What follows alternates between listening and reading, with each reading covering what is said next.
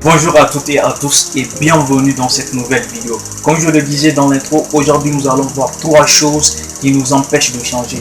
Trois choses qui nous empêchent d'entamer les changements que l'on aimerait voir dans notre vie. La première de ces choses réside dans la citation d'Albert Einstein qui dit ceci: la folie, c'est de faire les mêmes choses et de s'attendre à des résultats différents. Autrement dit, pour changer, il faut prendre des nouvelles actions. Il faut établir des nouvelles routines et habitudes. Si vous voulez avoir plus de temps de travail dans une journée, alors levez-vous plus tôt. Supprimez les distractions de votre vie.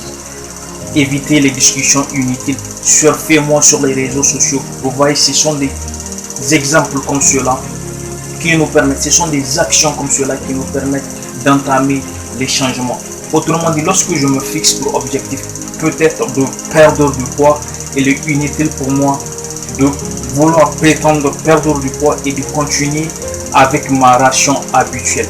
Donc, si je veux perdre du poids, je fais du sport, je réduis ma consommation de sucre et aussi faire du sport. Le deuxième facteur, la deuxième chose qui nous empêche de changer, c'est la procrastination. Il y a une vidéo complète sur la chaîne, n'hésite pas à aller jeter un coup d'œil.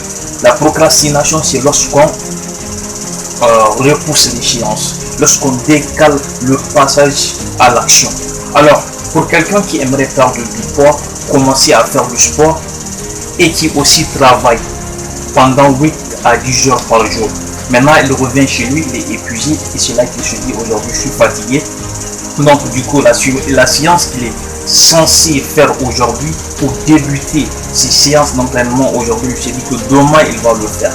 Demain aussi, la même journée se répète. Du coup, les nouveaux objectifs qu'il s'est assignés seront repoussés jusqu'à plus tard. Et là, l'un des véritables problèmes, c'est que cette routine que l'on aimerait adopter ne sera pas faite ou ne sera faite trop tard, et ça sera peut-être un véritable danger pour le plan global que l'on aimerait établir dans sa vie.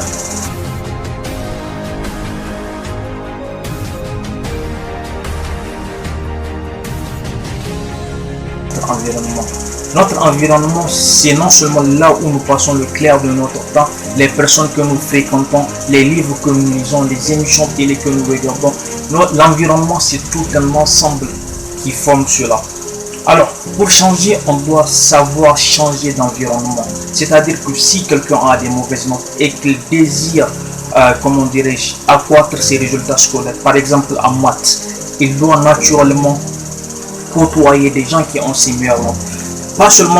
Pas pour être un suiveur, mais pour voir comment ils fonctionnent, pour voir l'éthique de travail qu'ils s'imposent à eux-mêmes.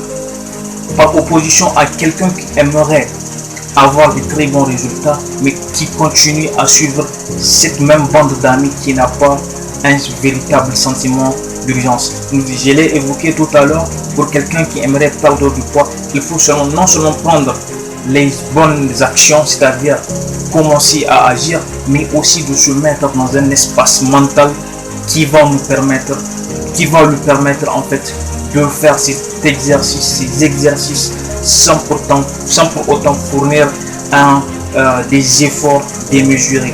Par exemple, si vous partez à la salle, si vous voulez perdre du poids et que vous partez à la salle, naturellement que vous verrez des gens travailler. Et plus vous les verrez travailler, plus vous aurez envie de travailler comme eux. C'est un peu ça. Et toujours dans le même exemple, pour perdre du poids, quand je parle avec des gens qui ont une certaine hygiène de vie, une certaine hygiène alimentaire, naturellement je prendrai cette hygiène.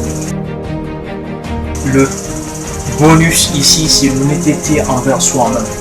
En fait, ici, on doit s'assurer que ce que l'on dit soit en accord avec ce que l'on fait. S'assurer que ce que l'on dit soit en accord avec ce que l'on fait. C'est-à-dire, je ne peux pas vouloir perdre du poids. En fait, cette honnêteté résume tous les points qu'on a eu à faire. Si je me fixe des objectifs, je dois tout faire pour les atteindre. Parce que le changement réside dans cette partie. Se surpasser, se donner à fond et faire des choses qui ne sont pas évidentes. C'est la fin de cette vidéo. J'espère que vous aura plu.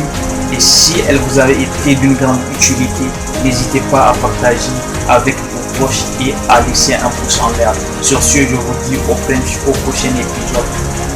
Peace.